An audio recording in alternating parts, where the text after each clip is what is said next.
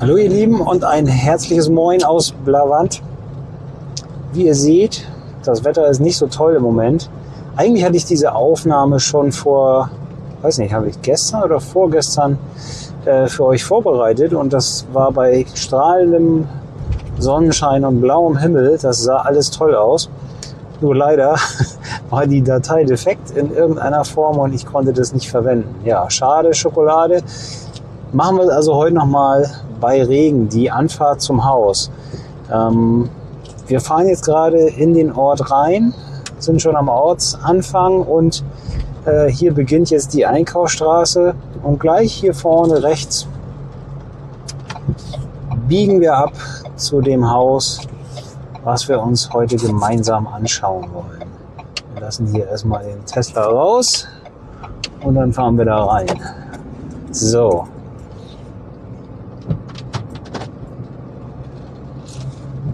Ja, das ist jetzt nicht weit. Das sind 2-3 Minuten hier auf diesem Stück.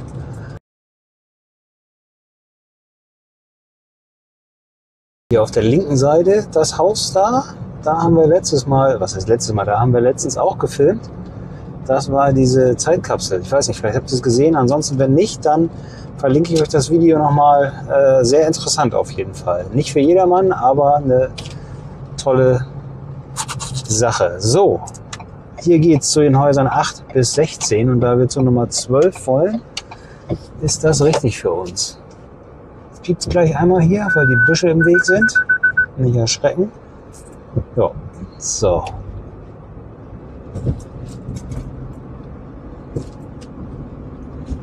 Dann fahren wir hier noch ein kleines Stück und dann haben wir gleich schon auf der linken Seite die Einfahrt und haben das Haus erreicht. Ja, das war's schon. So einfach ist das. Und wir müssen hier bei dem Haus nicht mal vorher zum Büro fahren, weil hier der Schlüssel tatsächlich am Haus ist. Aber das zeige ich euch dann gleich nochmal nach dem Intro.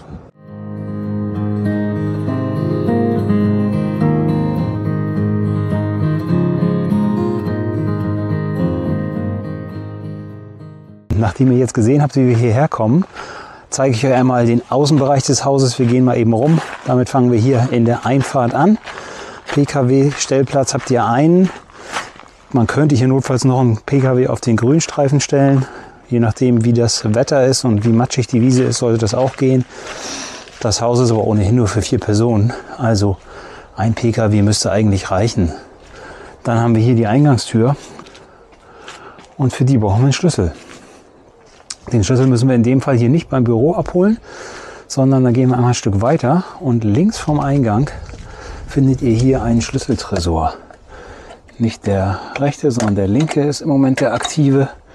Und da stellt ihr hier den Zahlencode ein, dann geht die Klappe auf und dann kommt ihr an euren Schlüssel ran. Bei Abreise macht ihr das wieder umgekehrt. Schlüssel rein, Klappe zu, Zahlen verstellen und fertig ist der Lack. So, dann gehen wir mal weiter rum. Hier haben wir einmal 2 Stühle. Falls der Wind mal aus der anderen Richtung kommt, könnt ihr auch hier morgens euren Kaffee genießen. Und hier vorne um die Ecke herum haben wir eine Wäscheleine. Und zwar ist die hier aus gutem Grund. Denn hier neben dem Stromzähler, den ihr aber in diesem Fall nicht zwingend selber ablesen müsst. Ich würde trotzdem zur Sicherheit ein Foto machen. Aber das Ablesen übernimmt hier tatsächlich der Veranstalter für euch. Und dann haben wir hier den Raum mit der Waschmaschine. Ich habe jetzt gerade den Schlüssel nicht dabei. Ich hoffe, wir können das so auch sehen. Waschküche, ja, da ist nicht viel zu sehen. Da steht eine Waschmaschine drin. Und dann gehen wir einmal weiter hier rum und kommen in den rückwärtigen Teil des Gartens. So, hier einmal um die Ecke rum. Eine kleine Bank. Und dann kommt die eigentliche Terrasse mit 2 Liegestühlen und nochmal ein paar Sitzgelegenheiten, ein Tisch für 4 Personen. Also hier hat man ausreichend Platz, um hier wirklich schöne Stunden draußen in der Sonne zu verbringen. Dann sind wir auch schon fast ums Haus rum.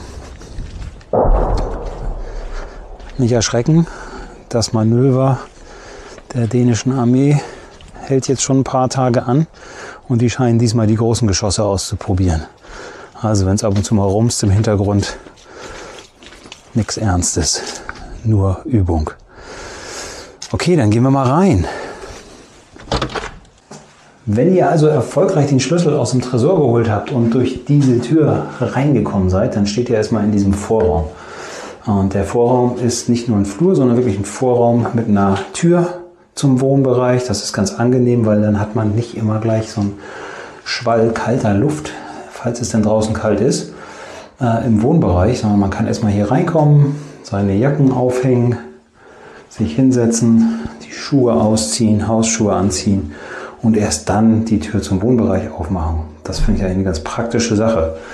Was auch praktisch ist, dass hier nochmal ein Schrank ist mit Staubsauger, Wischmopp, Besen etc. Das ist also hier im Vorraum auch, falls ihr das suchen solltet. Und dann kommen wir mal in den Wohnbereich. So, hier wird es gemütlich. Wir haben hier also eine tolle Kombination aus Küche. Was quietscht denn hier so? Okay, die Leiste quietscht ein bisschen. Kombination aus Küche, Esszimmer und Wohnzimmer. Und das finde ich sehr schön, weil das Haus ist nicht riesig, aber durch diese Aufteilung und dadurch, dass wir hier alles in einem haben, wirkt es doch alles sehr offen und großzügig und nicht so klein und gedrungen. Ja, hier seht ihr auch schöner Blick in den Garten. Sitzplatz für 4 Personen. Den Tisch könnt ihr noch ausziehen und vergrößern. Aber wir gucken uns zuerst mal die Küche an. Also hier haben wir einen relativ neuen, modernen Kühlschrank. Hier ist im Prinzip alles relativ neu, denn das Haus wurde in diesem Jahr renoviert. Innen und außen. Ja, Kühlschrank, anständige Größe, für 4 Personen auf jeden Fall ausreichend. Und auch hier nochmal ein Gefrierschrank drunter. Ich weiß nicht, ihr müsst mal sagen, macht ihr das, dass ihr Gefriergut mit in den Urlaub nehmt? Ich sehe das immer öfter, dass relativ große Gefrierschränke in den Ferienhäusern auch sind. Oder zumindest so Kombinationen. Ich habe das selber noch nicht gemacht, aber könnt ihr ja mal schreiben. Würde mich interessieren, wer das so macht und ob das Sinn macht. Ja, hier haben wir einen Herd, eine Spülmaschine und eine Mikrowelle. Auf der anderen Seite dann nochmal Wasserkocher. Kaffeemaschine ist, habe ich gesehen, in der Schublade drin, zeige ich euch gleich nochmal. Und einen sehr modernen Herd mit Dunstabzug in der Mitte. Ja, dann gucken wir mal, was so in den Schränken drin ist. Das übliche, Gläser. Hier ist nichts, da habt ihr Platz für eure Lebensmittel. Teller und Tassen, noch mehr Teller.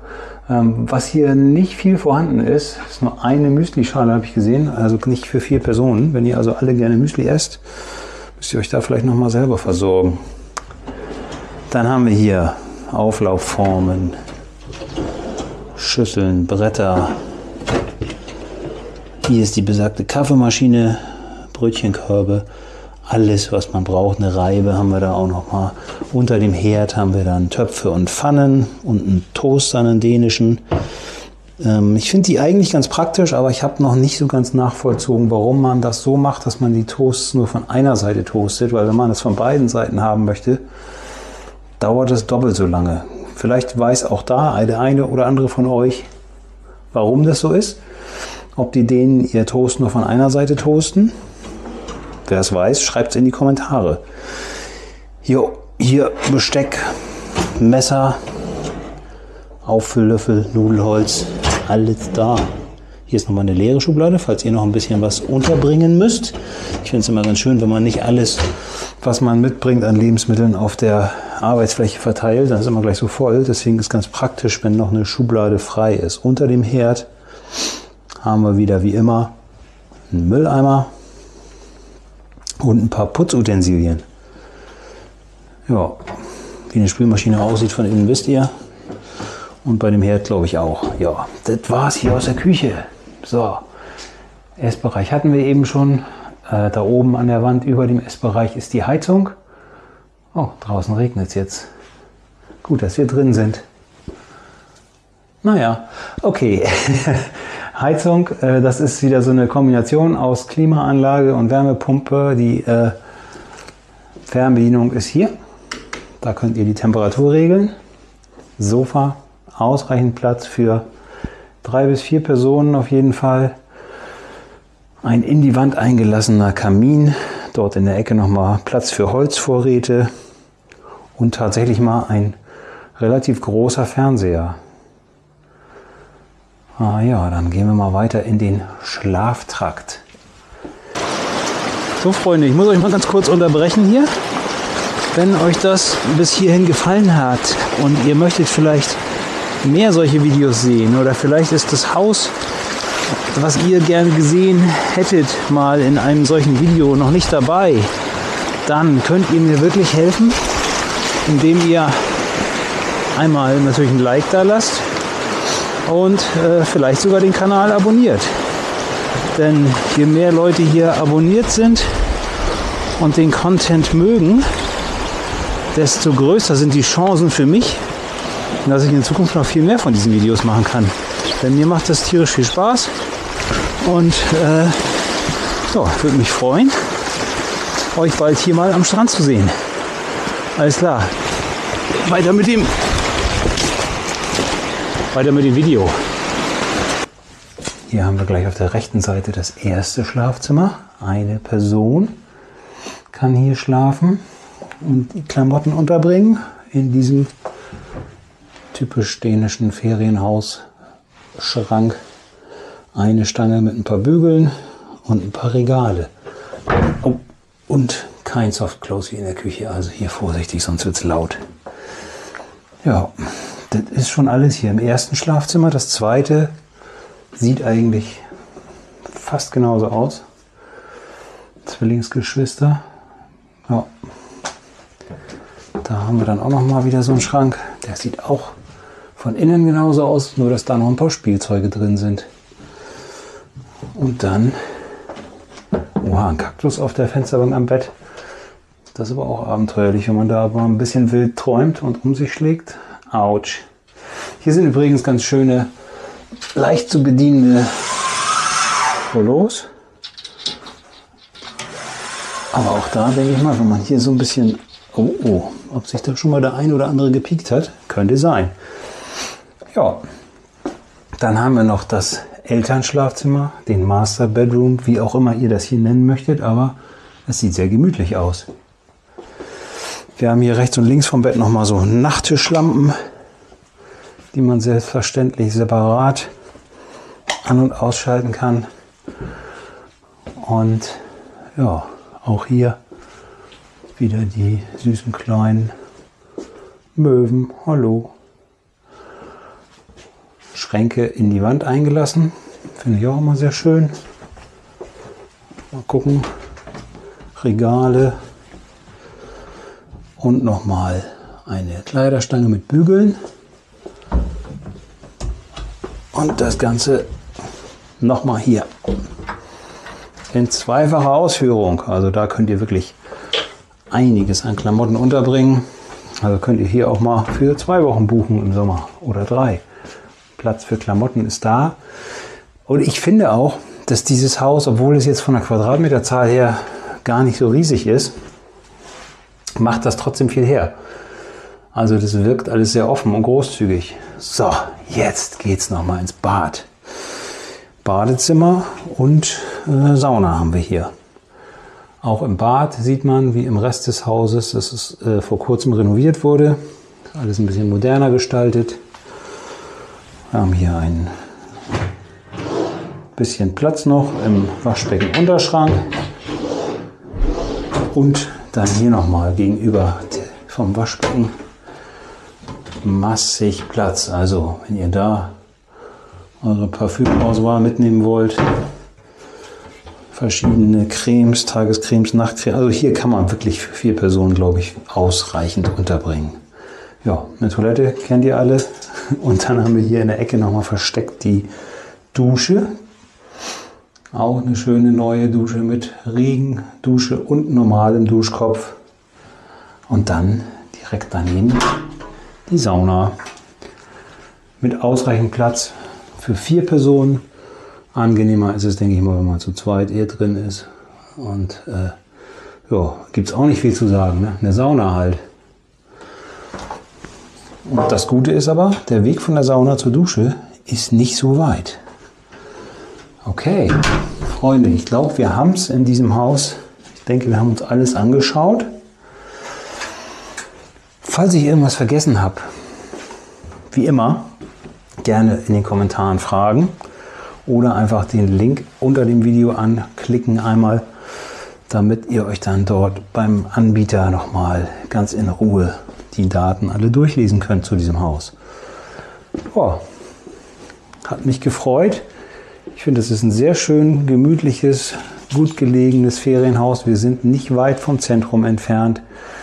Wir können schöne Spaziergänge in der Natur machen und zum Strand ist es auch nicht so weit. Ja, genug gesabbelt. Ich würde mich freuen, wenn wir uns bald wiedersehen beim nächsten Haus. Also, bis dann. Mach's gut.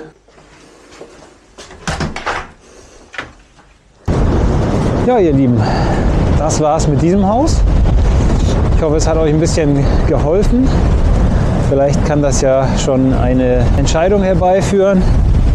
Ansonsten, wenn ihr noch irgendwelche Daten braucht, die ich jetzt hier im Video euch vorenthalten habe, die ich vergessen habe zu erwähnen, dann schaut doch gerne mal. Unter dem Video ist ein Link direkt zum Haus. Dort seht ihr alle Daten, die ihr vielleicht noch braucht. Dort seht ihr Preise und dort seht ihr auch, ob das Haus zu eurem gewünschten Zeitraum belegt ist oder nicht. Ja, ich werde mich jetzt hier mal vom Strand zurückkämpfen. Es ist sehr windig, aber es ist wunderschön. Also bis bald in Dänemark.